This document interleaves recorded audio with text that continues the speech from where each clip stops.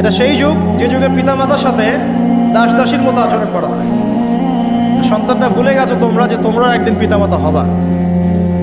আমরাও কিন্তু একদিন পিতামাতা হব। যারা বিয়ে শাদী করেছে, সন্তান সন্ততি হয়েছে, তারা জানে যে প্রসব বেদনার একটা সেকেন্ড, 1 মিনিট প্রসব যে বেদনা মায়ের হয়, এর ঋণ আমরা সারা জীবনে শোধ করতে পারবো না। পারবেন? এ কারণে মায়ের পায়ের নিচে জান্নাতের কথা বলা আছে।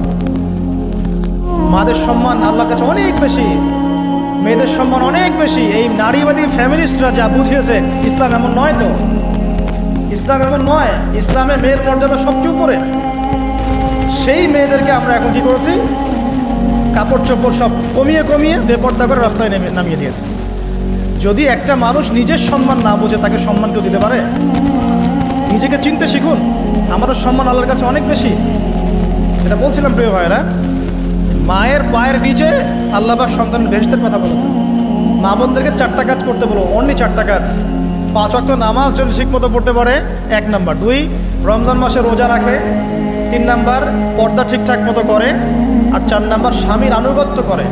ইনশাআল্লাহ জান্নাতের যে কোনো দরজা দিয়ে ইচ্ছা প্রবেশ করতে পারবে ইনশাআল্লাহ। এখানে স্বামীর আনুগত্যের কথা বলেছি, স্বামীর দাসত্বের কথা বলে নাই। আনুগত্য দাসত্ব এক জিনিস না। আনুগত্য মানে কি? আনুগত্য মানে আপনি স্বামীর যে কোনো ভালো কাজে আপনি তাকে সায় দিবেন। আনুগত্য। নামাজ পড়তে বলেছে, নামাজ পড়তে হবে। পর্দা করতে বলেছে, আপনি পর্দা করবেন। বেপর্দায় যাবেন, আপনি যাবেন না। এটা আনুগত্য। দাসত্ব কি? দাসত্ব হচ্ছে যে সে ভালো মন্দ যাই বলুক আপনি শুনছেন, দাসত্ব। এটা করবেন না।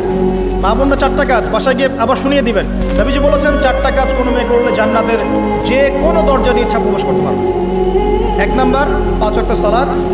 2 নাম্বার, রমজান মাসের সওম রোজা।